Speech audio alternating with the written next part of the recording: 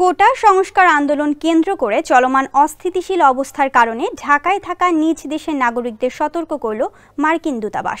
শনিবার ঢাকার মার্কিন দূতাবাস এক বিবৃতিতে এ সতর্কতা জানিয়েছে।